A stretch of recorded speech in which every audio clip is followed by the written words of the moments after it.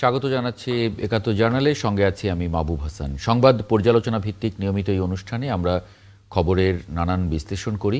পত্রপত্রিকায়, television, digital media এবং news পোর্টালে যেসব খবর শিরোনাম হয়ে থাকে তা আমরা জানিয়ে দিই। সেই খবরের সঙ্গে যুক্ত মানুষদের আমরা সংযুক্ত করি আমাদের আলোচনার টেবিলে। আমাদের স্টুডিও এবং অনলাইনে সংযুক্ত থাকা অতিথিরা সেসব খবরের গভীরে ঢোকেন। আজ আমার সঙ্গে আছেন সিনিয়র সাংবাদিক লোটন একরাম। আপনাকে স্বাগত জানাচ্ছি একাত্তর জার্নালে। দর্শক, বিভিন্ন সময়ে খবর পর্যালোচনায় আরও অতিথি পর্যায়ক্রমে আমাদের সঙ্গে যুক্ত হবেন, তখন পরিচয় করিয়ে দেব তাদের। চলুন শুরুতেই কয়েকটি অনলাইন নিউজ পোর্টালের খবরের শিরোনাম দেখে নিই। শুরুতেই প্রথম আলো। ভারত থেকে ১৫০০ টন পেঁয়াজ আমদানির অনুমতি। চট্টগ্রামে ৭ বছরের শিশুর নামে অপহরণের মামলা নিল পুলিশ, ৩ দিনেও মেলেনি মুক্তি। দেশের মানুষ ১৯৭১ সালে তাদের দেখেছে, তারেক রহমান। স্থানীয়রা চাঁদা দাবি করেছে, বলার পর বরিশালে তোপের মুখে এবি পার্টির ফুয়াদ। বাংলা ট্রিবিউন। খালেদা জিয়ার অবস্থা আগের মতোই আছে, ডাক্তার জাহিদ। আন্দোলন চালিয়ে যাওয়ার ঘোষণা মোবাইল ব্যবসায়ীদের। শিক্ষা ভবনের সামনে রাতভর অবস্থান, কর্মসূচির ঘোষণা শিক্ষার্থীদের। BDNews24.com। ৩ মাস বন্ধের পর হিলি স্থলবন্দর দিয়ে পেঁয়াজ আমদানি। খালেদার লন্ডন যাত্রা, মঙ্গলবার সকালে নামার অনুমতি পেল এয়ার অ্যাম্বুলেন্স। অনার্স ও মাস্টার্স শিক্ষকদের এমপিও ভুক্তির সুযোগ, নতুন নীতিমালা প্রকাশ। এই ছিল দেশের প্রধান অনলাইন নিউজ পোর্টালগুলোর সংবাদ শিরোনাম এই মুহূর্তের। লোটন একরাম, একটি খবরে একটু যদি আমরা নজর দেই, বেগম খালেদা জিয়ার অবস্থা আগের মতোই আছে, ডাক্তার জাহিদ এটি বলেছেন, এবং কোনো নতুন আপডেট নেই, যে কারণে ব্রিফিংও হয়নি। মিডিয়া সেলের সদস্য সাইরুল কবির খান তিনি জাহিদ হোসেনের বরাত দিয়ে এই তথ্যটি গণমাধ্যমে বলেছেন। আপনার একটু মন্তব্য আশা করছি, আলোচনাটা শুরু করব আমরা। ধন্যবাদ একাত্তর জার্নালের দর্শক, আমার সব আলোচকদেরকে।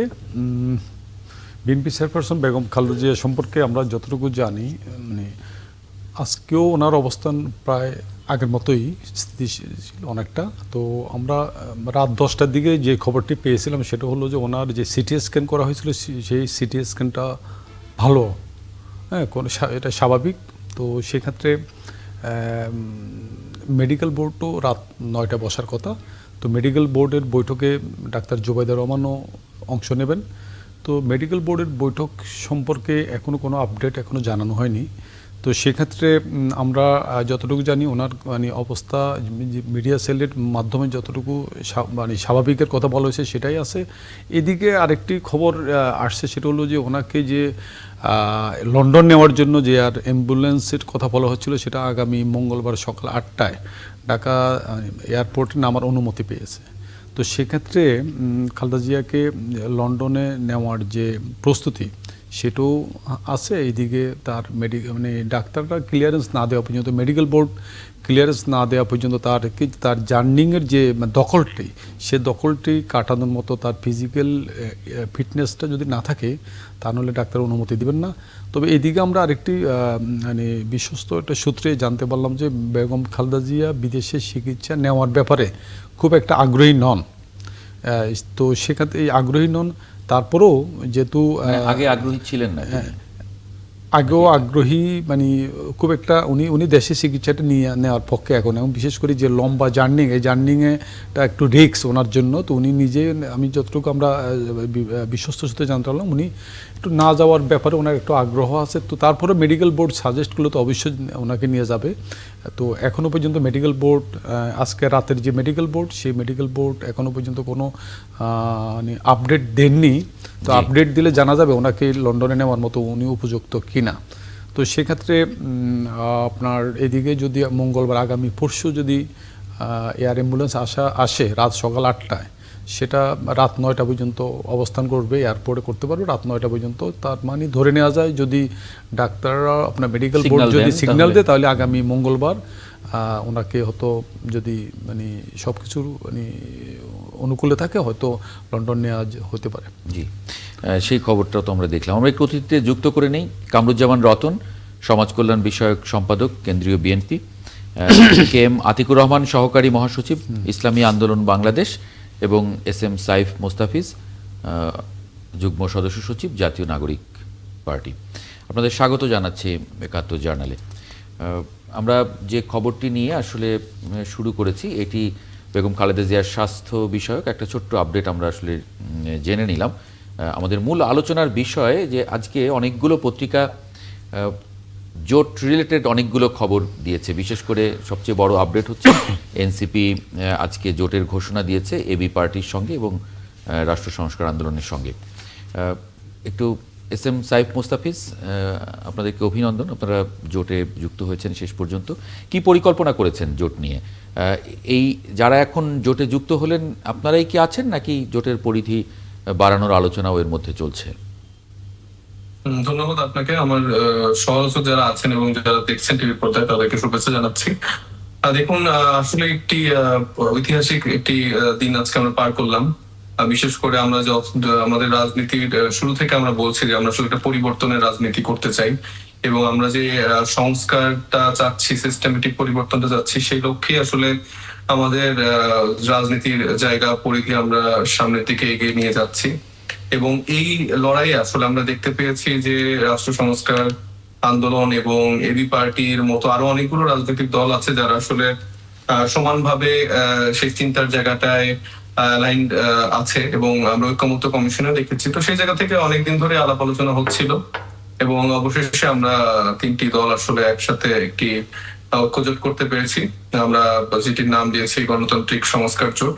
এবং আজকে আমরা এটিও উল্লেখ করেছি যে এই আলোচনাটি আসলে সামনের দিকে আরো চলমান থাকবে এবং আমরা আশা করছি আরো কিছু রাজনৈতিক দল যারা আসলে মানে সংস্কার এবং বিচার প্রশ্নে, বাংলাদেশ প্রশ্নে যারা আসলে নতুন রাজনীতিটা আসলে করতে চায়, সেই লক্ষ্যের কিছু রাজনৈতিক দল আমাদের সাথে অংশ নেবেন এই জোটে। আচ্ছা, আপনাদের এই জোটটা কি আসলে ভোটের জোট, নাকি আপনারা যেটা একটা রাজনৈতিক জোট হিসাবে একটা স্থায়ী জোটের দিকেই যাচ্ছেন? মানে এটার পরিধিটা কি আসলে? এটার পরিধিটা মূলত আমরা যে পরিবর্তনের কথা বলছি, যে সংস্কারের কথা বলছি, বিচারের কথা বলছি, সেই প্রসঙ্গে জোটটি করা। তবে এটা তো অবশ্যই ইলেকশনের আগে ইলেকশনের একটা সমঝোতার জায়গাটাও থাকবে। সেটা এখনো আমরা পরিষ্কার করে বলতে পারছি না, কারণ এটা নিয়ে এখনো আলাপ আলোচনা চলছে। আমরা ইন্ডিভিজুয়াল রাজনৈতিক দল হিসেবে 300 আসনের জন্যই আমরা প্রার্থীর তালিকা চূড়ান্ত করছি। আশা করছি আগামীকালকে আমাদের সম্ভাব্য 100 জনের প্রার্থী তালিকা হয়তো আমরা ঘোষণা করতে পারবো এবং পর্যায়ক্রমে এটি 300 আসনের দিকে যাবে। এবং অন্যান্য যেসব রাজনৈতিক দলগুলো আছে তারাও ইন্ডিভিজুয়ালি আসলে সেই দলগুলোর সক্ষমতা অনুযায়ী তারা তাদের সেই প্রিপারেশনটা নিচ্ছে। মোটা দাগে এটা মূলত আসলে আমাদের বৃহত্তর স্বার্থে বাংলাদেশের যে পরিবর্তন সংস্কার, সেটার জন্য এই জোটটা করা হয়েছে। তবে আসলে এই জোটের ক্ষেত্রে সামনের দিনে নির্বাচন প্রসঙ্গে কিছু আসনের ক্ষেত্রে হয়তো বা একটা সমঝোতার জায়গা তৈরি হতে পারে একে অপরের প্রতি, সেটা এখনই আসলে ক্লিয়ার করে বলা যাচ্ছে না। আপনারা বলেছেন যে একক দলীয় প্রতীকে একটা দলীয় প্রতীকে এই জোট থেকে নির্বাচনের একটা বক্তব্য রেখেছেন। সেটা আসলে কিভাবে সম্ভব? আরপি অনুযায়ী তো যার যার দলীয় প্রতীকে নির্বাচন করতে হবে। এটা একটা আমাদের ধরেন একটা অভিপ্রায়ের জায়গা, এটা প্রোগ্রামে উল্লেখ করা হয়েছে। আমরা মনে করি যে রাজনৈতিক দলগুলোর স্বতন্ত্র জায়গা থেকে আসলে উচিত নিজস্ব মার্কাতেই ইলেকশন করা। তবে যদি আসলে মতামতের জায়গা বা মোটামুটি কার্যক্রমের জায়গাও এক হয়ে যায়, সেক্ষেত্রে একটি বৃহৎ রাজনৈতিক দল হয়ে একটি রাজনৈতিক দলের আন্ডারে এসে আসলে রাজনীতিটা করাও যেতে পারে। সেটা ভবিষ্যতের দিকে আমরা রেখে দিচ্ছি। না, মানে এই প্রক্রিয়াটা কিরকম? মানে আপনারা কি এই 3 দল তখন এক দল হয়ে নির্বাচন করবেন, না মানে সিস্টেমটার কিরকম? এটা একটা প্রক্রিয়া, সেটা হতে পারে। মানে এটা যে আমি বলছি যে এটা হবে বা এই প্রক্রিয়া প্রসঙ্গে আসলে এই কথাটি বলা হয়েছে তা কিন্তু নয়। কিন্তু আমি ব্যক্তিগত যেটা আমার মতামত, যেটা যদি আসলে আমরা সার্বিক দিক দিয়ে একরকম চিন্তা করতে পারি, সেই জায়গা থেকে তো একটি রাজনৈতিক দলও একসাথে হতে পারে। তো সেক্ষেত্রে তখন তো মার্কার ইস্যুটা থাকবে না। আবার যদি ভিন্ন ভিন্ন রাজনৈতিক দলের মতাদর্শী জায়গা ভিন্ন হয়, সেক্ষেত্রে ভিন্ন মার্কায় ভিন্ন মতাদর্শ নিয়ে রাজনীতি করে ইলেকশন করতে পারে। আচ্ছা, নতুন একটা কোনো প্রশ্ন যদি থাকে সাইফ মুস্তাফিজের কাছে, নইলে মন্তব্য আশা করব। আপনাদের আপনাদের এই জোট মানে শেষ পর্যন্ত কি জামাত অথবা বিএনপির সঙ্গে কি আসন সমঝোতা কি হওয়ার সম্ভাবনা আছে কি? না না, সেটার সম্ভাবনা নেই। আমাদের আহ্বায়ক সাহেব আজকে কিন্তু ক্লিয়ার করেছেন যে এরকম অনেক রকম অফার বিভিন্ন রাজনৈতিক দল থেকে এসছে, তবে আমরা শ্রদ্ধার সাথেই সেটা প্রত্যাখ্যান করে আসলে আমরা জনগণের জন্য রাজনীতি করতে চেয়েছি এবং চাচ্ছি, এটাই আমাদের মূল লক্ষ্য। সেক্ষেত্রে জনগণ যদি আমাদের উপর বিশ্বাস রাখে, আস্থা রাখে, তারা হয়তো 300 আসনে আমাদেরকে জয়ী হিসেবে আনতে পারে, আবার হয়তো একটি আসনেও না আনতে পারে, কিন্তু আমাদের যে লড়াই সেটা আমরা চালিয়ে যাব এবং আপোষহীন থেকে কোন রকম কোনো কিছুতে আসলে আমরা নেগোসিয়েশন কম্প্রোমাইজ না করি বাংলাদেশ প্রশ্নে আমরা রাজনীতিটা করে দিতে চাই।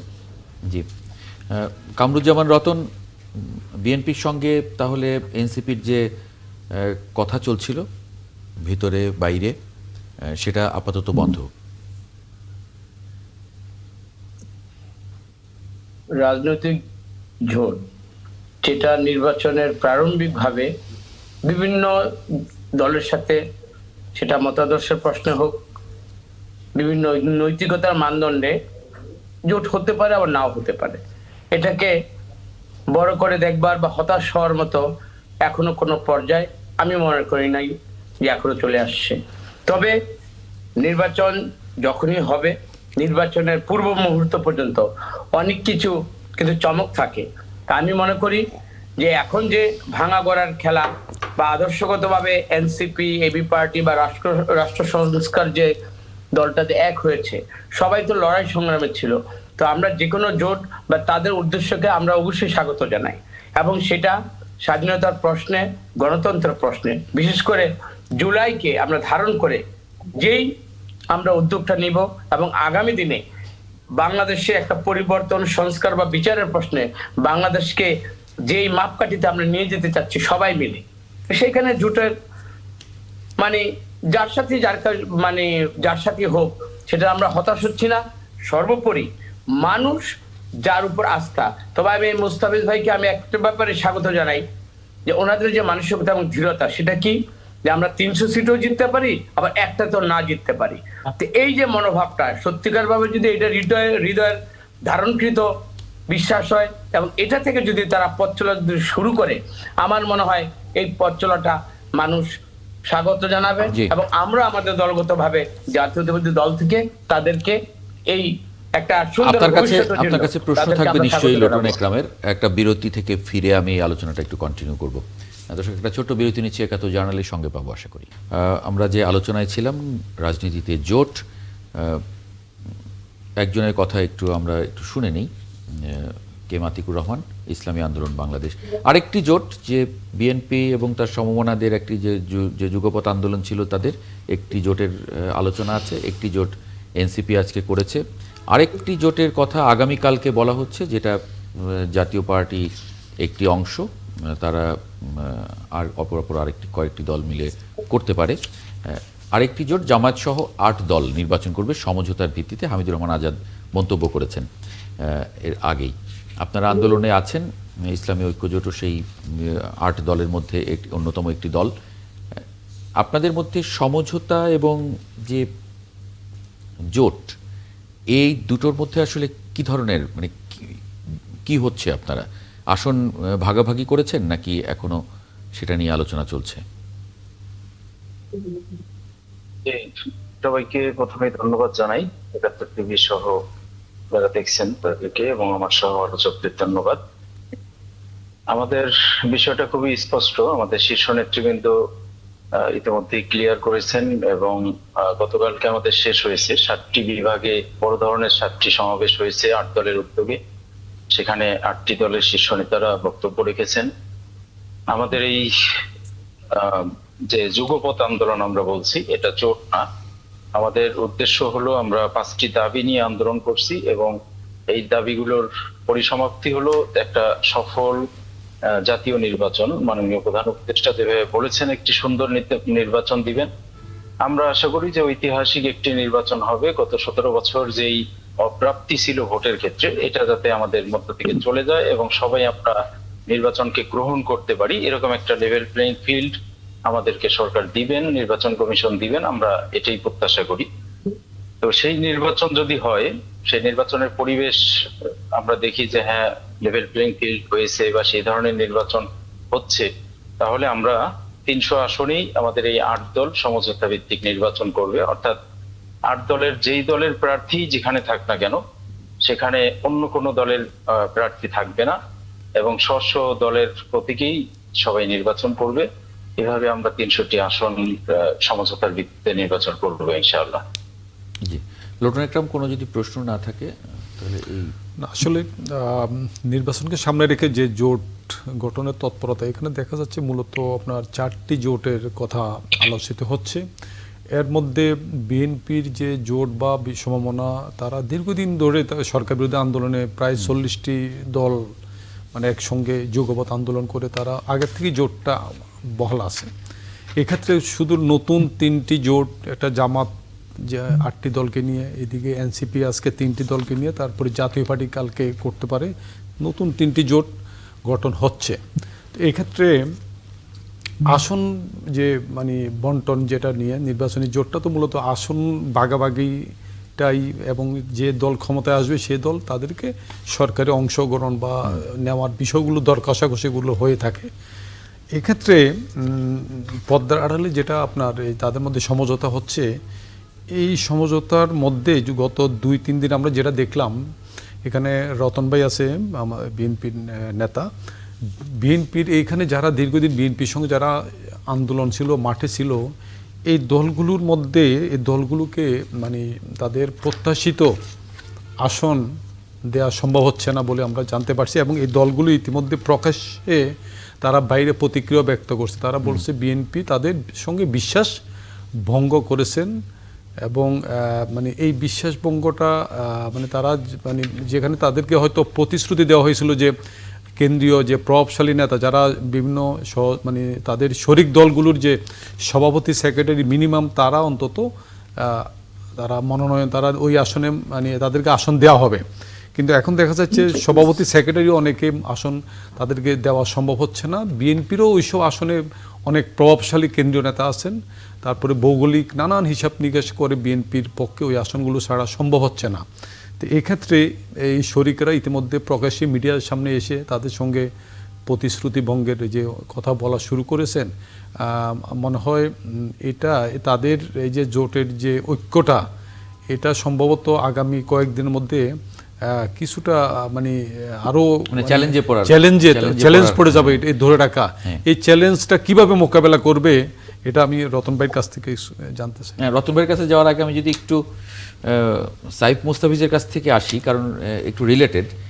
কারণ একটা আলোচনা আছে সাইফ মুস্তাফিজ যে গণ অভ্যুত্থানের পর তরুণদের দল এনসিপির সঙ্গে গণ অধিকার পরিষদ এবং আরও কয়েকটি দল মিলে তৃতীয় একটা শক্তির একটা আলোচনা ছিল।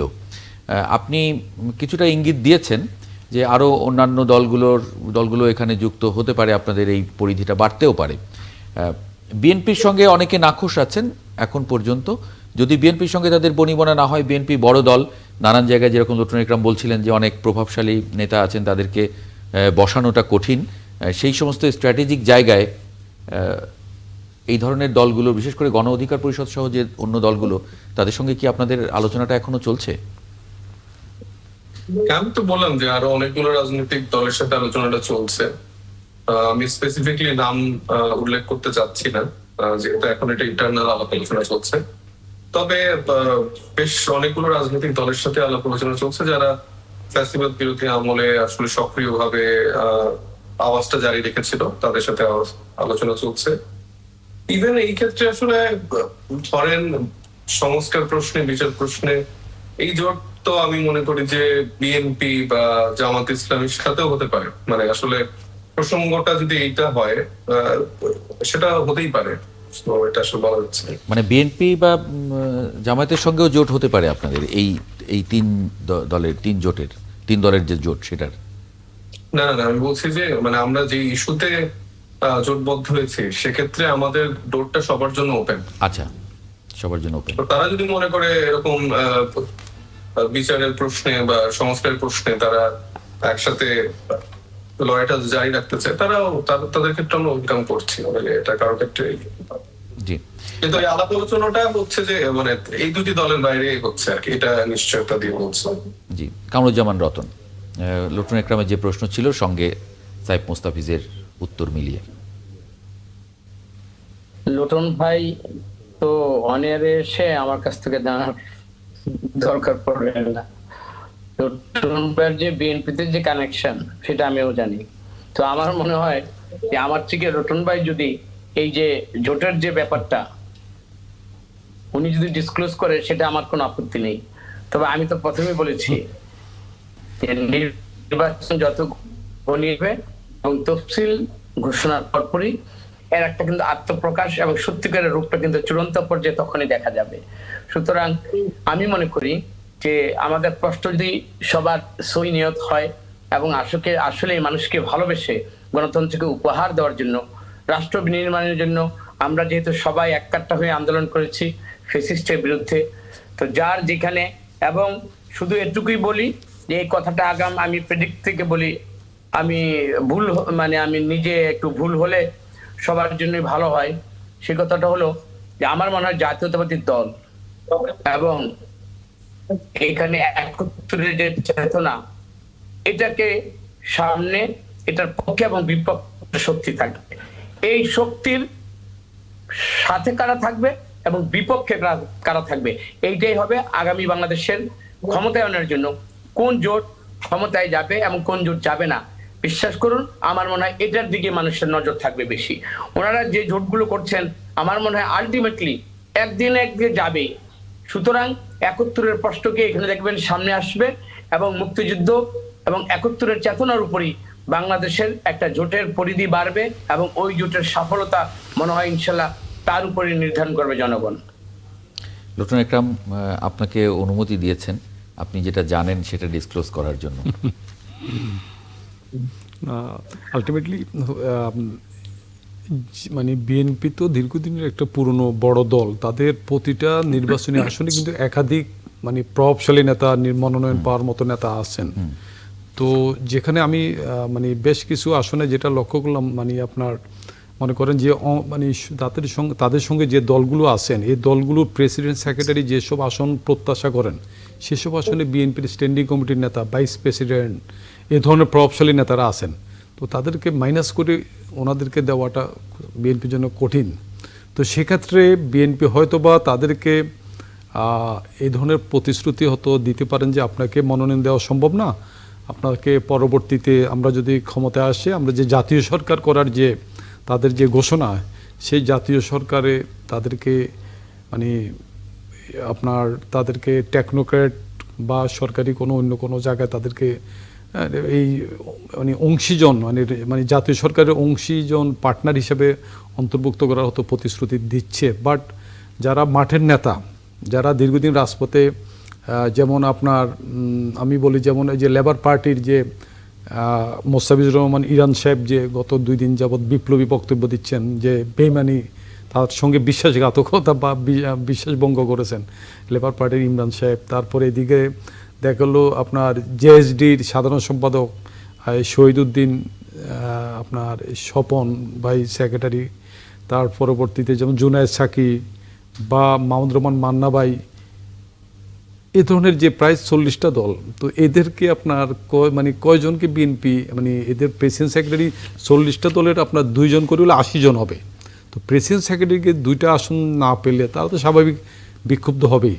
তো বিএনপি আশা করি যেহেতু অনেক পুরনো একটা বড় দল, তারা জানে তাদের কিভাবে তাদের শরিকদেরকে ম্যানেজ করতে হয়, এবং আমার জানা মতে কেন্দ্রীয় দায়িত্বপ্রাপ্ত যে নেতারা আছেন, যারা সমন্বয়কারী আছেন, তারা তাদের সঙ্গে যোগাযোগ করতেছেন তাদেরকে ম্যানেজ করার কিভাবে সমঝোতা করা যায়। আশা করি এটা তারা মানে নেগোসিয়েশন করবে, পর্দার আড়ালে তাদের সেই সমঝোতাটা চলতেছে, সেটা রতন ভাইও জানে। তো উনি হয়তো এখানে ডিসক্লোজ করতেছেন না, আমার দিকে বলটা উনি ঠেলে দিলেন। তো পর্দার আড়ালে এটা সমঝোতা হচ্ছে এবং হবে। যেমনটি আপনার এই যে আপনার সংস্কার প্রস্তাব নিয়ে দলগুলো যেভাবে আপনার এই যে মাঠে যে আপনার মুখোমুখি অবস্থানে নেওয়ার পরে এই যে নির্বাচনে এসে গেলেন, যে আপনার কেউ কাউকে ছাড় দিচ্ছিল না, আপনার এই নানান দাবি দাওয়া নিয়ে, সংস্কার নিয়ে আলটিমেটলি আমি তখনও বলছিলাম যে এটা একসময় যে ফেসিস্ট সরকারকে যাতে না আসতে পারে, এটা একসময় এরা একটা ছাড় দিবে, ছাড় দিয়ে এরা নির্বাচনে সবাই এসে যাবে। জি। মানে ঝগড়া যতই করুক, কিন্তু একসময় তারা নির্বাচনে এসে যাবে। আশা করি জনগণও তাদের কাছে সেটাই প্রত্যাশা করে, যেহেতু একটা অবাধ সুষ্ঠু নির্বাচনের মাধ্যমে যাতে একটা গণতান্ত্রিক সরকার প্রতিষ্ঠিত হয়। এখন আজকে যে নির্বাচন কমিশন যে ঘোষণাটা দিয়েছেন যে তারা আগামী চলতি সপ্তাহের মধ্যে আপনার ঘোষণা করবে তারা তফসিল, এবং প্রধান উপদেষ্টার কাছেও তারা আপনার আজকে তাদের প্রস্তুতির কথা অবহিত করেছেন। সব মিলে মোটামুটি আমরা নির্বাচনী ট্রেনে উঠে গেছে দেশ, এবং তফসিল ঘোষণার পর সেটা আনুষ্ঠানিকতা পাবে। তো আশা করে এর মধ্যে দলগুলো তাদের নির্বাচনের প্রস্তুতি, সমঝোতা এগুলো করে ফেলবে আশা করি। জি। ধন্যবাদ। জি জি ইসলামী আন্দোলন বাংলাদেশের আসলে অবস্থানটা কি, কে এম আতিকুর রহমান? কারণ আজকে তারেক রহমান একটি বক্তব্যে বলেছেন যে দেশের মানুষ 1971 সালে তাদের দেখেছে। তিনি মূলত জামায়াতের নাম নেননি, কিন্তু জামায়াতকে ইঙ্গিত করে বলেছেন ষড়যন্ত্র হচ্ছে, চক্রান্ত ষড়যন্ত্র রুখতে জনগণকে নিয়ে সেটি রুখে দিতে পারে বিএনপি, এবং তিনি বলেছেন সামনে কঠিন সময়। এবং মির্জা ফখরুল ইসলাম আলমগীর বলেছেন একটি গোষ্ঠী ধর্মের নামে বিভাজনের পথ সৃষ্টি করতে চায়। সেই জায়গায় জি, ধন্যবাদ। আসলে আমাদের 71-এর বিষয়টা আসলে জামাতের বিষয়ে যদি ইঙ্গিত করে থাকেন, সেটা তো জামাত হয়তো উত্তর দিতে পারবে, সরাসরি এই বিষয়ে আমি বলতে চাই না। বাকি বিষয় হলো, দেখেন আসলে আমরা তো এক একজনের বিরুদ্ধে এই হানাহানির রাজনীতি থেকে বের হয়ে আসার জন্যই ঐক্যবদ্ধভাবে ফ্যাসিস্টকে আমরা তাড়িয়েছি। তা আমরা চাই যে দেশে অতীতের যত পুরনো বন্দোবস্ত ছিল সব চেঞ্জ হয়ে আমরা যদি নতুন রাজনীতির দিকে আসি, তাহলে আমার মনে হয় যে আমাদের দেশ আগামীতে ভালোভাবে চলা সম্ভব। মানে নতুন এই যে- রাজনীতিটা কি আসলে? সেই রাজনীতিটা হলো, দেখেন এই যে আজকে যে ঘটনা ঘটলো, চাঁদার বিষয় বলার কারণে তার উপর একদল হামলে পড়েছে, এবং সারা দেশে যেই চাঁদাবাজির ঘটনা, খুন খারাপি, টেন্ডারবাজি, মাস্তানি তা হচ্ছে, কারা করছে এটা ক্লিয়ার। না, এটা কি শুধু চাঁদাবাজির কারণেই, মানে চাঁদাবাজির এই বক্তব্যের কারণেই, নাকি অন্য কারণও আছে এর পেছনে? কামরুজ্জামান রতন যেমন একটি বিষয় উল্লেখ করছিলেন খুবই গুরুত্বপূর্ণ। তিনি বলছিলেন যে নির্বাচন যত কাছে আসবে সেখানে আসলে 71-এর পক্ষে বিপক্ষের প্রশ্নটা সামনে চলে আসবে, সেটাই একটা বিভাজন তৈরি করে দেবে, কারা এর পক্ষে আছে কারা বিপক্ষে আছে। সেই জায়গায় তো আমার মনে হয় রাজনীতিটা অন্য জায়গায়। অর্থাৎ এখন সারা দেশের যা অবস্থা, তাতে বিএনপি বড় দল, তারা মোটামুটি ক্ষমতায় যাবে এরকম একটা প্রস্তুতি নিয়ে তাদের নেতাদের বক্তব্য আমরা শুনেছি। তো না, এই এটা তো অবস্থা সব গত দলই কয়েক বলেন। মাসে- এটা ধরেন জামাত ইসলামীও বলছে তারা ক্ষমতায় যাবেন, এমনকি এনসিপিও আশা করেন। প্রত্যেকটা দল যারা রাজনীতি করছে দেশে, তারা জনগণ ভোট দিলে ক্ষমতায় যাবেন সে প্রত্যাশা তো সবাই করতে পারেন। আমি যেটা বলছি সেটা হলো, বিএনপির কথাবার্তা এমন মনে হচ্ছিল শীর্ষ নেতাদের যে আমরা আগামীতে ক্ষমতায় আসতেছি। সংস্কারের প্রশ্ন যখন আসছে, তারা বললো যে পরবর্তী সংসদে হবে। যখন বিচারের প্রশ্ন আসলো, তারা বললো যে এগুলো তাড়াহুড়োর বিষয় না, পরবর্তী সরকার এসে করবে। তো এই যে নির্বাচনী সংস্কার বা সংস্কার কমিশন যে আলোচনা করলো, সেখানেও সব দলগুলো অংশগ্রহণ করেছে। বাকি বিএনপির একটা এমন একটা অবস্থান ছিল যে তারা সবসময় মনে করতো যে আমরা আগামীতে সরকারে আসছি, এবং সেভাবেই তাদের রোলগুলো প্লে করতো তারা। তো সেটা একটা প্রসঙ্গ। বাকি আপনি তারেক রহমান সাহেবের যে বিষয়টা উদ্ধৃতি দিলেন, সেটা আমার মনে হয় যে তিনি বলছেন এই কারণেই যে বর্তমানে সারা দেশে বিএনপির বিরুদ্ধে সাধারণ মানুষের কিন্তু একটা ক্ষোভ তৈরি হয়ে আছে, এবং এই ক্ষোভটা প্রশমিত করার জন্য তারা নির্বাচনে একটা বিকল্প জোটকে বেছে নিতে পারে, বিকল্প দলকে বেছে নিতে পারে। এবং আমরা মনে করি যে এই আমরা 8 দল যে এক হয়েছি, আমাদের মধ্যে যারা আছেন, আমরা ইসলাম এবং মানবতার কল্যাণের জন্য কাজ করি। আমরা একটা কল্যাণ রাষ্ট্র চাই, দুর্নীতিমুক্ত, শোষণমুক্ত, একদম নির্ভেজাল একটা কল্যাণ রাষ্ট্র আমরা চাই। তো সেটার ক্ষেত্রে আমাদেরকে জনগণ আস্থাশীল, আমাদের প্রতি জনগণ। এবং গত 7 দিন যে বিভাগীয় মহাসমাবেশগুলো হয়েছে, এগুলো দেখলে আপনি বুঝবেন যে সেগুলোতে কি রকম উপচে পড়া মানুষের ভিড় ছিল, এবং মানুষ গ্রামে গঞ্জে আলোচনা করছে যে আমরা অনেকদিন পুরাতন অনেক দলকেই দেখেছি, এবার আমরা নতুন দলকে দেখতে চাই, এবং যারা ভালো পথে চলে, যাদেরকে আমরা ন্যায়ের প্রতীক হিসেবে দেখি, যাদের সাথে কোনো অন্যায়ের সংশ্লিষ্টতা নেই, এবং যারা দুর্নীতিমুক্ত, যারা চাঁদাবাজ মুক্ত, যারা সন্ত্রাসের সাথে জড়িত না, যাদের বিরুদ্ধে দেশের টাকা লুটপাটের কোনো অভিযোগ নেই, এরকম ব্যক্তিদেরকে বেছে বেছে, সেটা যে দলের হোক, সৎ ব্যক্তিদেরকে বেছে বেছে তারা ভোট দিতে চায়। কিন্তু আমরা দেখলাম বিএনপির ইতিমধ্যে যে প্রার্থীদের ঘোষণা করা হয়েছে, আমার এলাকায় কিন্তু মুন্সিগঞ্জ 1, তো সেখানেও অলরেডি মারামারি, মসজিদে ঢুকে পর্যন্ত বিএনপির 2 গ্রুপ মারামারি করছে। মুন্সিগঞ্জ সদর আমাদের কামরুজ্জামান ভাইয়ের এলাকা, সেখানেও অলরেডি রাস্তা ব্লকেট করে জ্বালাও পোড়া চলছে। সারা দেশে যেরকম প্রার্থীদের ঘোষণার পরে বিএনপির অবস্থা শুরু হয়েছে, একটা নির্বাচন পর্যন্ত কি হয় এটা তো পরের বিষয়। তা আমি একটা রিপোর্ট এখানে উল্লেখ করি যে পুলিশ সদর দপ্তরের অপরাধ তথ্য থেকে একটা রিপোর্ট আসছে পত্রিকায়। সেটা হলো গত 10 মাসে সারা দেশে প্রায় 3230টি হত্যাকাণ্ড ঘটেছে, এবং তার মধ্যে রাজধানীতে গড়ে 19 থেকে 20টা হত্যাকাণ্ড প্রতি মাসে ঘটেছে। এটা হলো একদম বড় ধরনের হত্যাকাণ্ড, অর্থাৎ আইন শৃঙ্খলা পরিস্থিতির কত অবনতি। এই অবনতির পিছনে যাদের হাত আমরা দেখি এবং যারা গ্রেপ্তার হয়, অধিকাংশই হলো বিএনপি দলীয়। এইটাই প্রমাণ করে যে বিএনপির অবস্থা কিন্তু জনগণের সাথে, মানে সাধারণ মানুষের আচ্ছা, এটার ব্যাখ্যা sentiment-এর সাথে নিশ্চয়ই অথবা কামরুজ্জামান রতন দেবেন। কামরুজ্জামান রতন নিশ্চয়ই সঙ্গত। এটার ব্যাখ্যা দেবেন। আপনার কাছে আসবো আমি। এস এম সাইফ মোস্তাফিজ, আমি যে প্রশ্নটা আপনাকেও করতে চাই, কামরুজ্জামান রতন যে বলছিলেন যে নির্বাচন সামনে এলে 71 প্রসঙ্গটা সামনে আসবে পক্ষে বিপক্ষে, সেই জায়গায়, এবং ধর্মের নামে বিভাজন সৃষ্টির কথা আছে, সেটা বিএনপি মহাসচিব আজকে বলেছেন। তারেক রহমান আজকে বলেছেন যে সামনে কঠিন সময়, এই কঠিন সময়টা তিনি বারবারই বলছেন যে সামনের সময় আসলে খুব সহজ সরল নয়, সজাগ থাকতে বলছেন। সাইফ মুস্তাফিজ। জি, ডেফিনেটলি তারেক রহমান সাহেব আজকে যে বক্তব্যটি আছে, ওনার সাথে মানে আমিও একমত পোষণ করি। কিন্তু এই ব্যাগেজটা তো আসলে তার রাজনৈতিক দল অথবা বিগত সময়ে যেসব রাজনৈতিক দলগুলো ছিল, তাদেরও একটা দায়ভারের জায়গা আছে। 71 প্রশ্ন ডিল না করেই আমরা দেখেছি যে সেই দলকে আবার রাজনীতিতে ফিরিয়ে আনা, আবার বাকশাল কায়েম করার রাজনৈতিক দলকেও ফিরিয়ে আনা হয়েছিল বিএনপির সময়ে আসলে। তো সেই জায়গাটায় তাদের একটা ঐতিহাসিক দায় আছে, এবং এর পরবর্তীতে একসাথে জোট করে রাজনীতি করা, একসাথে ক্ষমতায় থাকা, এই ব্যাপারগুলো তো আমরা দেখেছি। তো এটা আসলে আমরা কোনোভাবেই চাই না যে বর্তমান রাজনীতির প্রেক্ষাপটেও যেন তৈরি হয়।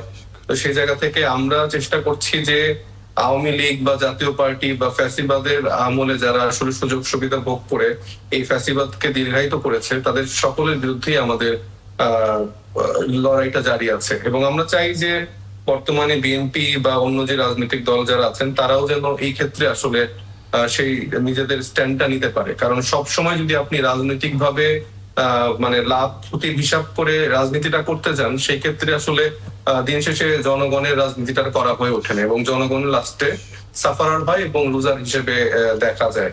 তো সেই জায়গা থেকে আমি মনে করি এইবার অ্যাটলিস্ট এদের ক্ষেত্রে আমাদের স্ট্রিক্টলি ডিসিশন নিতে যেন আমরা পারি, যেন আবারও 17-20 বছর পরে আমরা আবার নতুন করে এই ইতিহাস পুনরাবৃত্তি করে নিজেদের মধ্যে আসলে মানে হতাশা ব্যক্ত না করতে পারি। এবং অবশ্যই বর্তমান রাজনীতির যে প্রেক্ষাপট, সেখানে আমরা 17 বছরের যে একটা ফ্যাসিজম এবং একটা কালচারাল ফ্যাসিজমের জায়গা তৈরি করেছিল, সেটা আমরা মোকাবেলা করেছি। মওদুদবাদী একটা জায়গা আছে, সেটা আমাদেরকে মোকাবেলা করতে হচ্ছে। এবং সেই জায়গা থেকে আমি মনে করি যে এনসিপির যে উত্থানটা হয়েছে এবং বাংলাদেশের রাজনৈতিক পরিমণ্ডলে বর্তমানে যতগুলো ইস্যু আছে, 71 ইস্যু, তারপরে সংস্কারের বিষয়, ফ্যাসিবাদের বিষয়, এই সব কিছু আমলে নিয়ে আসলে এখন আমার মনে হয় যে বাংলাদেশের মানুষও ডিসিশন নিতে পারবেন যে আসলে কোন দিকে আসলে তাদের যাওয়া উচিত এবং কারা আসলে তাদের জন্য প্রকৃত পক্ষে এই লক্ষ্য বাস্তবায়ন করতে পারবে। এবং আমরা মনে করি যে 71 কে কোনোভাবেই অস্বীকার করার কোনো সুযোগ নেই।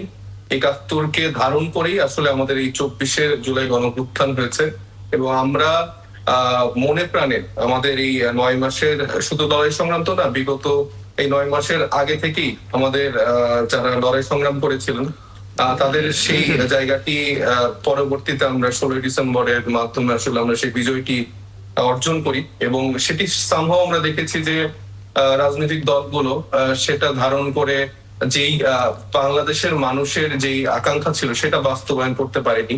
সেটারই নতুন ভাবে একটা সুযোগ এসেছে 24-এর পরে। আমি আশা করব যে বিএনপি, জামাত ইসলামী সহ, ইসলামী আন্দোলন সহ যতগুলো রাজনৈতিক দল আছে তারা এই লক্ষ্যে রাজনীতিটা করবে। যদি ইতিহাস বিকৃতি করে ইতিহাসকে আবার আওয়ামী লীগের মতো করে কায়দায় মুছে দেওয়ার মতো করে রাজনীতিকে করতে চায়, তাদেরকেও বাংলাদেশের মানুষ মুছে ফেলবে।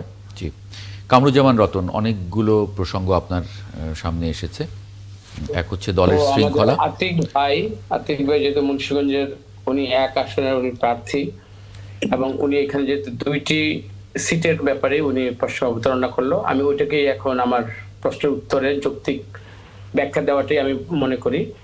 দেখেন, বিএনপি একটি বড় দল, মসজিদে না মারামারিটা কোথায় না হয়, যারা মসজিদের মতো জায়গাতেও যারা এই ধরনের একটা হিংসাত্মক মানে কাজে যারা লিপ্ত হয়, তাদের নিয়ে কোনো নিন্দা প্রস্তাব বা তাদেরকে ধিক্কার জানানোর ভাষা ঠিক আরো কোনো মুসলমান ধর্মপ্রিয় মানুষের এটা কখনোই এই স্থানটাকে বেছে নেওয়া উচিত না, কোনো জায়গায় স্থান করা উচিত না যেটি ইবাদতের জায়গা, যেখানে আল্লাহকে ধ্যানমগ্ন ভাবে আমরা আল্লাহকে তালাশ করব।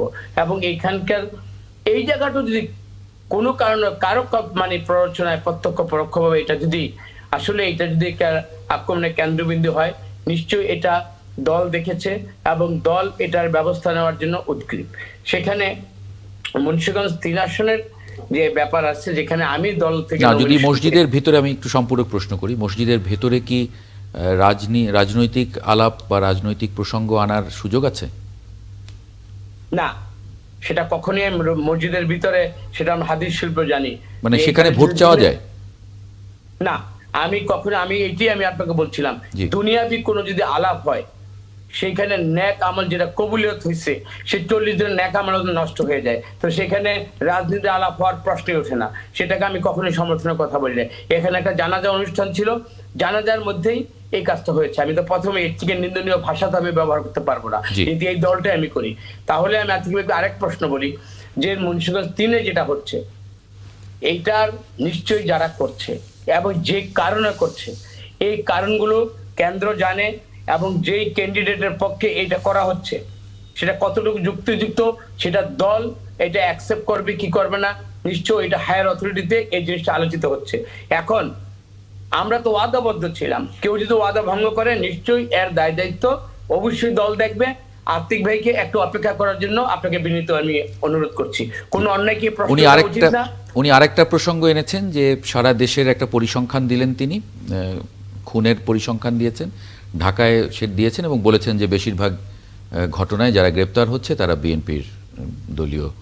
তো আতিক ভাই যে কথাটা বললো, ওনার যে ইনফরমেশন বা মানে কোথা থেকে ইনফরমেশন, প্রতিদিন নাকি 22 থেকে বা 25 জন খুন হচ্ছে এবং সবগুলোর সাথে বিএনপি জড়িত। আমার মনে হয় আপনি নিজে বলেন তো, এই ধরনের একটা সারাদিন টিভি চ্যানেলে আপনার অথেন্টিকেশন, এই সত্যতা আপনার কাছে গিয়ে মনে হয় আছে? এটা আজগুবি। আমার মনে হয় না কোনো হত্যাকাণ্ড বা কোনো সহিংস ঘটনাকেই জাতীয়তাবাদী দল প্রশ্রয় দেয় না। তো এই ধরনের না, আতিক ভাই আপনাকে বিনীতভাবে আমি বলছি, আপনার কাছে যদি এই ধরনের কোনো বাংলাদেশে যদি একদিনে 25টা ঘটনা, হত্যার ঘটনা হয়, বাংলাদেশের সব পত্রপত্রিকায়, ফেসবুক, আপনি কোথায় এটা দেখলেন? আমি বিনীতভাবে আমি জানি না, সেটা আমার অপারগতা, মানে আমার জানার অপারগতা হতে পারে, কিন্তু আমার এই কাছে এই ধরনের অনফরমেশন, আর সবগুলোর সাথে বিএনপি জড়িত। সরি, আমি আতিক ভাই আপনার সাথে সম্পূর্ণ দ্বিমত, এবং আপনার এইটাকে আমি সত্য মনে করছি না। আতিকুর রহমান, বলি নাই, আমি বলছি সেটা কি। জি, আরেকবার একটু বলবেন। এখানে হ্যাঁ, আমি বলছি যে সবগুলো ঘটনার সাথে বিএনপি জড়িত এটা না, বাকি আমরা যেটা দেখি যে এগুলো বেশিরভাগের সাথেই বিএনপি। এবং দেখেন, আলোচিত যে হত্যাকাণ্ড গুলো হলো, ওই যে পাথর মেরে একেবারে প্রকাশ্যে যেটার ভিডিও আসলো, এটা নিয়ে অনেক কিছু হলো, এ ধরনের অনেক ঘটনা কিন্তু আমরা কথা বলেছি। আপনি যখন বয়ানটা দিলেন সেখানে কিন্তু বলেছেন দৈনন্দিন বাংলাদেশের যে অবস্থাটা, চিত্রটা আপনি বললেন, এটা পাথর ঘটনা তো আমরা জানি সবাই, সেটা কবে হয়েছে। একটা পাথর ঘটনা দেখে দৈনন্দিনের কর্মসূচির মধ্যে যদি একটা, তাহলে বাংলাদেশ রাষ্ট্রটা থাকে কিভাবে বলেন তো একটু? সেখানে বিএনপির ক্ষমতা নাই, তাহলে বর্তমান যে অন্তর্বর্তীকালীন সরকার, তাদের কি দায়িত্ব নেই আইন শৃঙ্খলা রক্ষাকারীর ব্যাপারে? রক্ষা করার ব্যাপারে তো আমার মনে হয় রাষ্ট্র জড়িত। শুধুমাত্র বিএনপিকে গায়েল করার জন্য এইরকম একটা মিথ্যা তথ্যের উপর আতিক ভাই, আমি বিনীতভাবে আবারও আপনাকে এই ইনফরমেশনটা আপনি কারেক্ট করেন, এবং আমি চাই আপনার কারেকশনের মধ্যে দিয়ে জাতি জানুক সঠিক তথ্যটা। অন্তপক্ষে আমি বিনীতভাবে এটাকে প্রোটেস্ট এইভাবে করছি। আমার কাছে এই ধরনের কোনো সত্যতা আমার কাছে জানা নেই। আচ্ছা, আমি বলি, সেটা হলো, এটা তথ্য এটা আসছে 18 নভেম্বর, আপনি সবগুলো জাতীয় পত্রিকায় দেখবেন, পুলিশ সদর দপ্তর থেকে তারা গত 10 মাসের একটা রিপোর্ট দিছে, এটার মধ্যে আছে। এবং এটা নিয়ে আমাদের ইসলামী আন্দোলন বাংলাদেশের অফিসিয়াল পেজেও এটা নিয়ে আমাদের মহাসচিব বিবৃতি দিয়েছেন পরের দিন। না মানে 19 নভেম্বর পুলিশ কি বলেছে, মানে পুলিশ কি বলেছে যে এই ঘটনার সঙ্গে যারা মানে বিএনপি নেতাকর্মীরা যেটা যুক্ত? বলে নাই, তারা Okay. ঘটনা ঘটেছে এটা বলছে। আমি বললাম যে আমরা যেটা জানি যে বেশিরভাগ ঘটনা আপনি আমাদের চোখের সামনে মানে যেগুলো এটা আসে আপনাদের দাবি, সবগুলোই এটা এটা এটা ইসলামী আন্দোলন বাংলাদেশের দাবি। না, আমার যে কোনো এখন প্রশ্ন তো যদি মনে না হচ্ছে থাকে- কি আতিক ভাই, আরেকটু দিলে একটু, সরি 30 সেকেন্ডের মধ্যে বলি। জি। বাংলাদেশে তো সবাই আমরা যেই ফলটা পাকে বা যেই গাছে একটু মিষ্টি ফল ধরে সবাই এটার উপর একটা মানে লুলুপ একটা দৃষ্টি থাকে। আমরা সবাই বোধহয় ধরেই নিয়েছি বিএনপি ক্ষমতায় যাবে, সুতরাং ওই বিএনপিকে গায়েল করার জন্য এটা একটা অপবাদ। আমি বিনীতভাবে এই অপবাদ থেকে আমাদের সবাইকে সরে আসার জন্য কথাটাই এইভাবেই বলি, যত দোষ নন্দ ঘোষ, ক্ষমতায় এখনই আসেনি। আতিক ভাই প্লিজ, আমরা সত্য তথ্য নিয়ে আমরা উপস্থাপন করি জাতিকে। ধন্যবাদ। আমরা চাই সবই ভালো হোক, এটা আমরা লোটন চাই, সব ইকরাম, দলের লোক ভালো লোটন, হোক, আমরা একটু এটা আমরা চাই। সামারি করতে চাই, আমরা শেষ করতে চাই। যদি কোনো মন্তব্য বা প্রশ্ন থাকে, না হলে আমি অতিথিদের শেষ করুন। জি, থ্যাংক ইউ, অনেক ধন্যবাদ যে কামরুজ্জামান রতন, কে মাতিকুর রহমান এবং এস এম সাইফ মোস্তাফিজ, আমাদের তিনজনকেই যুক্ত হওয়ার জন্য 71 জার্নালে। দর্শক, একটা ছোট্ট বিরতি নিয়ে ফিরছি, সঙ্গে পাবো আশা করি। বিরতির পরে আরেকবার স্বাগত জানাচ্ছি 71 জার্নালে। এই পর্যায়ে দেখে নেব আগামীকাল সকালে যে পত্রিকাগুলো আপনাদের হাতে পৌঁছবে কি শিরোনাম করেছে আজকে। শুরুতেই যুগান্তর, কোম্পানি ঋণ ভারে জর্জরিত বিপুল সম্পদ ড্রাইভারের। জুলাই আন্দোলনে আদালতে অভিযোগ, প্রমাণ মেলেনি 56% মামলার। জনকণ্ঠ, চলতি সপ্তাহেই সংসদ নির্বাচন এবং গণভোটের তফসিল। ইনকিলাব, ক্ষুব্ধ বিএনপি শরিকরা। আমাদের সময়, দেশ গড়ার পরিকল্পনা অনুষ্ঠানে তারেক রহমান, তাদের 71 সালেই দেশের মানুষ দেখেছে।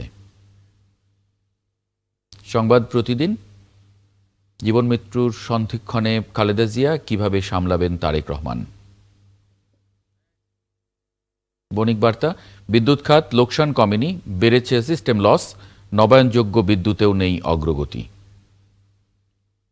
খবরের কাগজ, তফসিল ঘোষণায় প্রস্তুতি EC. Daily Times of Bangladesh, তারাও 5 vital reform commissions left useless. দেখে নিলাম শিরোনামগুলো, যে পত্রিকাগুলো আগামীকাল সকালে পৌঁছবে আপনাদের হাতে। আমরা একটি খবরে একটু নজর দিতে চাই।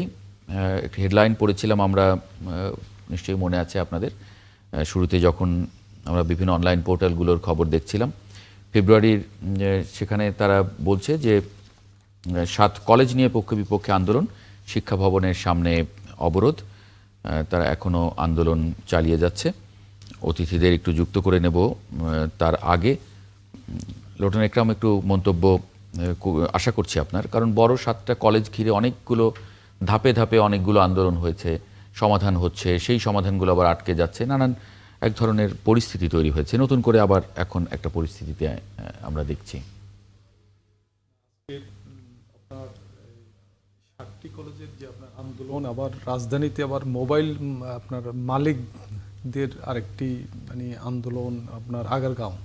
তার মানে 2টা বড় মানে রাস্তায় আপনার আজকে রাজধানীর মানুষের এদের আন্দোলনের কারণে ব্যাপক দুর্ভোগের শিকার হয়েছে। আজকে কিন্তু রাজধানীতে ব্যাপক যানজট, বিশেষ করে আপনার হাসপাতালে যে রোগীদের অনেক সাফারিংস হয়েছে আজকে কিন্তু এই 2টা আন্দোলন একই দিন ঢাকার প্রধান সড়কগুলোতে আন্দোলনটা হওয়ার কারণে।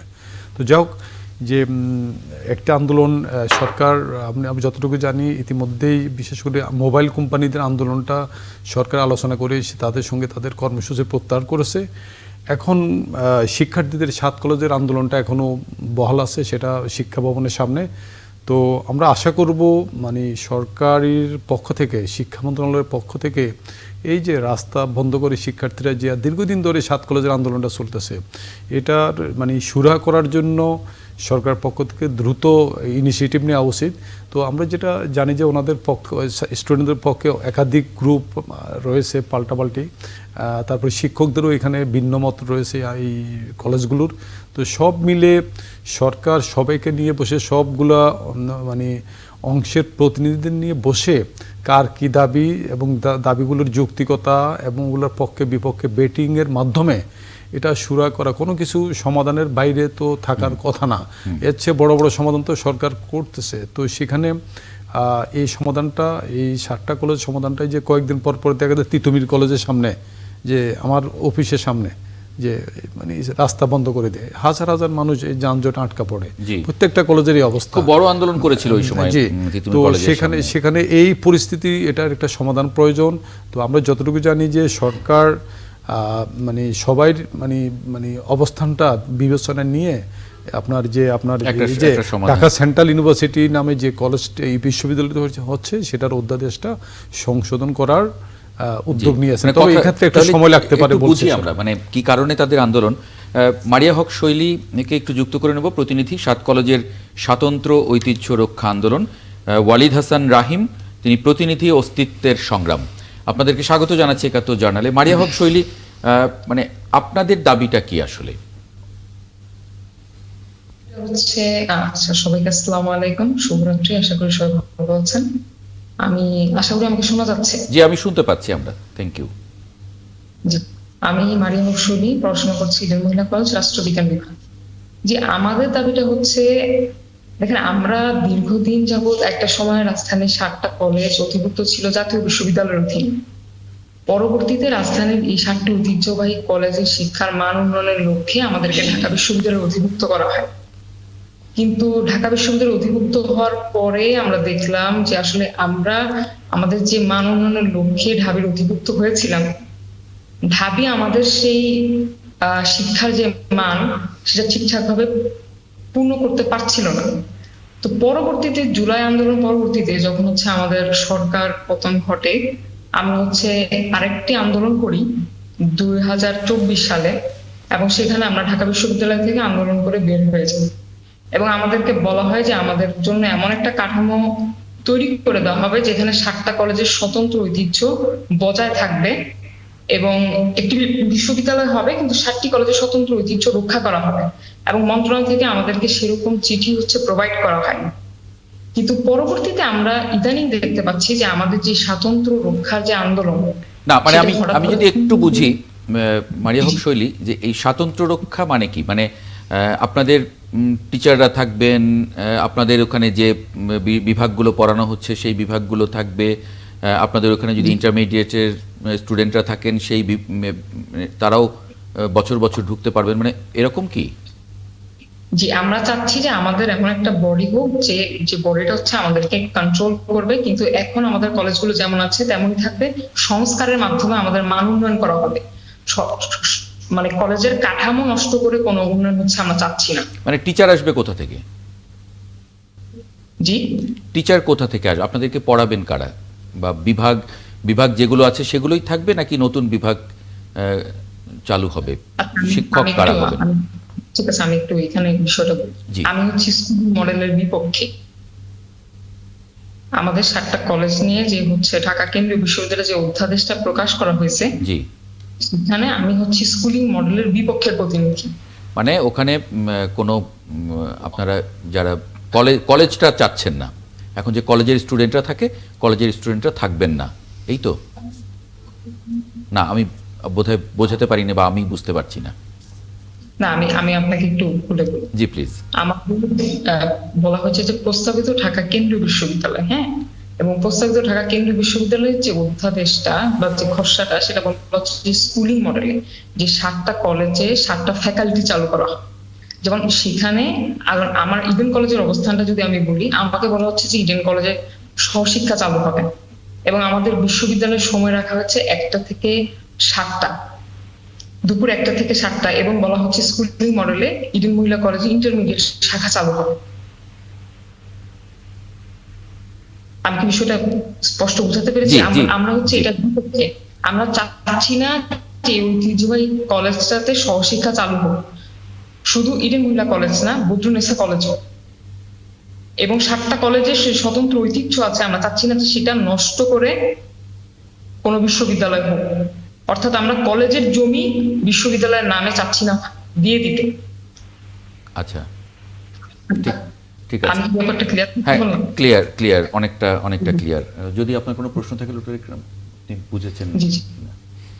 ওনারা যেটা মানে মানে মানে ইউনিভার্সিটিগুলোর যার যার যে স্বতন্ত্র অবস্থানে সেই জিনিসটা তারা ধরে রাখার পক্ষে, তারা মানে কেন্দ্রীয়ভাবে যাতে সেন্ট্রাল ইউনিভার্সিটি করার পরে হ্যাঁ। মানে যাতে তাদের স্বতন্ত্র বৈশিষ্ট্যটা যাতে নষ্ট না হয় সেটা বুঝতে নষ্ট না হয়, চাচ্ছেন, সেটা- যে সেটা সেটা চাইছেন। ধরে রাখার চেষ্টা করতেছে, জি, জি। ঐতিহ্যটা ধরে রাখার চেষ্টা ঐতিহ্য, করতেছে। হ্যাঁ, জি। ওয়ালিদ হাসান রাহিম, মানে আপনি এখানে মানে যুক্ত করবেন একটু অস্তিত্বের সংগ্রাম। আপনারা যে আন্দোলনটা করছেন, কি অস্তিত্ব আপনারা রক্ষা করতে চাইছেন? আসসালামু আলাইকুম। আশা করি আমার কথাটা শোনা যাচ্ছে কি? জি, শুনতে পাচ্ছি আমরা, থ্যাংক ইউ। আচ্ছা, প্রথমে ধন্যবাদ জানাচ্ছি আমাকে এখানে আমন্ত্রণ করার জন্য।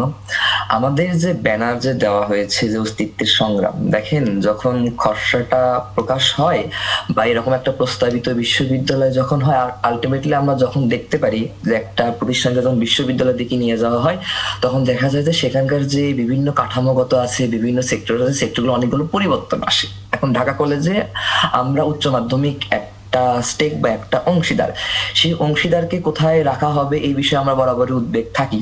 এবং 24 সালের শুরুতে যখন আন্দোলন শুরু হয় তখন থেকে দেখা যায় যে এই বিষয়ে নানান ধরনের দ্বিমত সৃষ্টি হয় এবং একটা বাদ বিকেন্দ্র থাকে। সেই সময় আমাদের বড় ভাইরা বলে যে সবকিছু ঠিক রেখেই একটা প্রস্তাবনা করা হবে।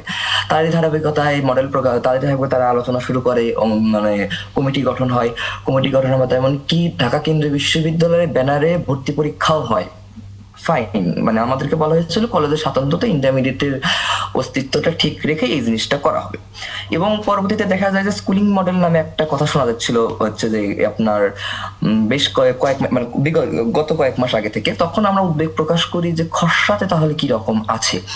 এই খসড়াতে যখন আছে এই জিনিসটা যখন আমরা উদ্বেগ প্রকাশ করি, তখন খসড়া প্রকাশের জন্য আমরা মাঠে নামি এবং খসড়াটা প্রকাশ হয়। খসড়াতে দেখা যায় যে আপনার 6 নং ধারার 2 নং উপধারার কতে আছে, বিশ্ববিদ্যালয় প্রতিষ্ঠা হওয়ার পূর্বে ইন্টারমিডিয়েটের হচ্ছে যে সকল সুযোগ সুবিধা বিরাজমান পরিচয় অক্ষুণ্ণ থাকিবে। এখানে আমি আরেকবার বলি, পূর্বে, কিন্তু পরে কি হবে এই জিনিসটা বলা থাকে না।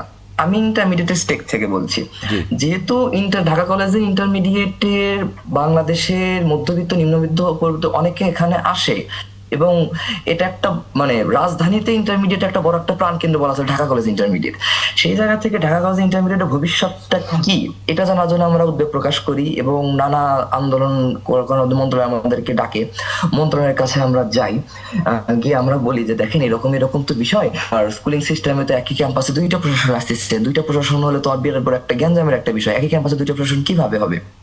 মানে নানান সময় তো একটা প্রশাসনের একটা গ্যাঞ্জাম লেগে থাকবে। যেখানে আমি এখন হচ্ছে আমার বড় ভাই হচ্ছে অনার্সের বড় ভাই, তারা হচ্ছে যে কোনো সমস্যা হলে প্রিন্সিপাল স্যারের কাছে যায়, আমরা হচ্ছে যে প্রিন্সিপাল স্যারের কাছে যাই, তিনি সমস্ত দিক থেকে ভেবে চিন্তে করার চেষ্টা করে। আর এখানে আরেকটা পয়েন্ট আউট বলে রাখি, বা আমাদেরকে বারবার বলার চেষ্টা হয় যে আমরা বিশ্ববিদ্যালয় বিরোধী শক্তি। দেখেন আমরা বিশ্ববিদ্যালয় বিরোধী শক্তি না, আমরা কখনো এই জিনিসটা ফ্রেমিং না আমরা স্বীকার করি না।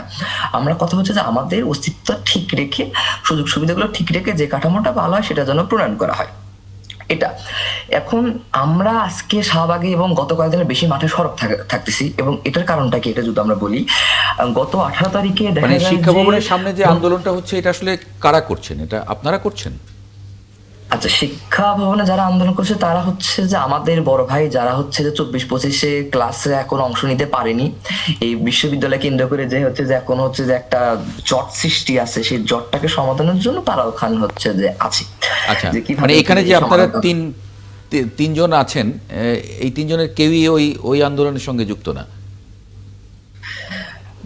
মানে তাহলে এখানে যে গণমাধ্যমে বলছে যে 5টা পক্ষ, তাহলে 5টা পক্ষের একটা পক্ষ ওখানে করছে।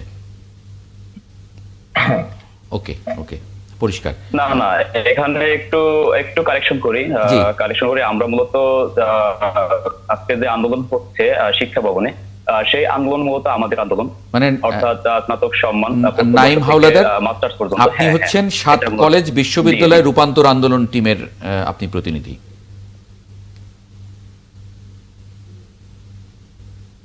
জি জি, একটা বিরতি নিয়ে এসে ওনার কথাটা শুনি, তাহলে একটা বিরতি নিয়ে এসে শুনি, তাহলে একটু পরিষ্কার হবে, একটু সময় দিতে পারবো বেশি। দর্শক, একটা ছোট্ট বিরতি নিয়ে ফিরছি একাত্তর জার্নালে, সঙ্গে পাবো আশা করি। বিরতির পর আরেকবার স্বাগত জানাচ্ছি একাত্তর জার্নালে। নাইম হাওলাদার, প্লিজ আপনি যদি একটু কন্টিনিউ করেন। বিষয়টা হচ্ছে, আমরা গত জুলাইয়ের গণঅভ্যুত্থানের পরবর্তী 5 আগস্টের পরবর্তী আমাদের মূলত দীর্ঘ 7-8 বছরের যে একাডেমিক প্রশাসনিক যে জটিলতাগুলো ছিল, সেই জটিলতাগুলো আমরা নোট করে আমরা মূলত এগিয়েছিলাম শিক্ষার যে ন্যূনতম অধিকারটুকু। আপনি জানেন, বিগত 2017 সালে রাজধানীর সরকারি 7টি কলেজ ঢাকা বিশ্ববিদ্যালয়ে অধিভুক্ত হওয়ার পরে এর অধিভুক্ত হওয়ার পূর্বে যে যৌলসতা ছিল সেটাও হারিয়েছে। পরিচয় সংকটের পরিস্থিতি, তার পরবর্তীতে একাডেমিক প্রশাসনিক নানা ক্ষেত্রে ভীষণভাবে অবহেলিত হয়েছে পড়তে হয়েছে বিভিন্ন জটিলতায়। একাডেমিক ক্ষেত্রে আপনাকে যদি একটু খুলে বলি, সেটি হচ্ছে যখন আমরা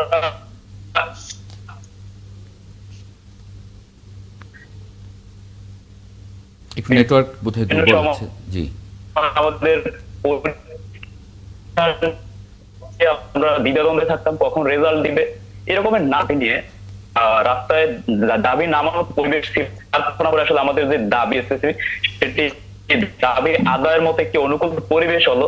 তারপরে আমরা গত বছর সেপ্টেম্বর থেকে আমাদের যে আন্দোলন, যে যাত্রা, সেটি শুরু করেছিলাম। আমি ভালো শুনতে পাচ্ছি না, মানে একটু নেটওয়ার্ক ইস্যু। মারিয়া হক শৈলী, আপনাকে যদি 1 মিনিট একটু আমি দেই, মানে আপনাদেরকে বারবার রাস্তায় আসতে হচ্ছে কেন? আপনাদের তো এটা আসলে কারণ অনেকবার, অসংখ্যবার আপনাদেরকে সামনে আসতে হয়েছে, মানে আপনাদের সঙ্গে কি কেউ কথা বলছে না, বা এটা কোনো যে প্রক্রিয়ায় হচ্ছে আপনাদেরকে নিয়ে বসে হচ্ছে না, মানে কিভাবে হচ্ছে তাহলে? এখানে প্রথম কথাটা বলি, বারবার রাস্তায় আসছে কারা? বারবার রাস্তায় আসতেছে যারা আমাদেরকে কথা দিয়ে কথা রাখে নাই। আমি এখানে বারবার একটা কথা বলতেছি যে আমাদের আন্দোলনটা ছিল যে আমাদের কলেজের স্বতন্ত্র ঐতিহ্য রক্ষা করে তারপর হচ্ছে সরকার যা ডিসিশন নেওয়া নিবে। কিন্তু হঠাৎ করে আমাদের এই আন্দোলনটা ছিনতাই হয়ে যায়, ছিনতাই হয়ে হঠাৎ করে এটা স্কুলিং মডেলের দিকে হচ্ছে আগাতে থাকে এবং তারাই বারবার রাস্তায় নামতেছে। আমরা রাস্তায় নামা শুরু করছি বিগত অল্প কিছুদিন, আমি যদি বলি হাতে গোনা 2 থেকে 3 দিন আমরা রাস্তায় নামছি, যারা হচ্ছে আমরা দেখলাম যে আমাদের যারা প্রতিনিধিরা ছিলেন তারা আমাদের সাথে হচ্ছে একমত না বা আমাদের কথা রাখছেন না। দ্বিতীয় যে বিষয়টা আপনি যেটা বললেন যে কেন হচ্ছে বারবার হচ্ছে আমরা রাস্তায় নামতেছি, অবশ্যই আমাদের সাথে কেউ কথা বলতেছে না। আমি আমার কলেজের কথা বলি, যেমন ইডেন মহিলা কলেজ 153 বছর ধরে এখানে শুধু মেয়েরা পড়াশোনা করতেছে। এখন আমার ঘরে সমস্যা থাকতে পারে, আমার ঘরে মানুষও আছে, আর আমার সমস্যা আমি সংস্কার করব। আমি এই মানুষগুলাকে কোথায় নিব, তাদের হচ্ছে পরবর্তী ব্যবস্থা আমি কি করব, সেটার কোনো সমাধান না দিয়ে আমি হচ্ছে বললাম যে আমি কাঠামো চেঞ্জ করে দিতেছি। আমার ইডেন কলেজে আমি এখানে সহশিক্ষা নিয়ে আসতেছি, আমাদের সাথে কোনো স্যার আলোচনা পর্যন্ত হয় নাই, কোনো প্রতিনিধি আমাদের কাছে আসে নাই। এটাই আমার মানে যেটা আইডেন্টিফাই হচ্ছে যে মানে কথা বলা হচ্ছে না, কথা না হয়ে সিদ্ধান্তগুলো আসছে, যে কারণেই নিশ্চয়ই আমার মনে হয় যে নিজেদের মধ্যে কথা বললে এগুলো খুব বড় সমস্যা হয়ে যাওয়ার কথা নয়। কারণ সবারই তো আসলে তার শিক্ষা প্রতিষ্ঠানটাকে ভালো করার দিকেই সবার দৃষ্টি, সবাই এক এক রকমভাবে চাচ্ছেন নিশ্চয়ই। আমাকে শেষ করতে বলা হচ্ছে। অনেক ধন্যবাদ আপনাদের 3 জনকে, নাইম হাওলাদার, মারিয়া হক শৈলী এবং ওয়ালিদ হাসান রাহিম, আপনাদের 3 জনকে যুক্ত হওয়ার জন্য একাত্তর জার্নালে। দর্শক, আপনাদেরকেও ধন্যবাদ জানাই, একই সঙ্গে লোটন একরাম আপনাকে ধন্যবাদ দীর্ঘ সময় ধরে আমার সঙ্গে থাকার জন্য। দর্শক, আগামীকাল একই সময় দেখার আমন্ত্রণ রইল, সঙ্গে পাবো আশা করি।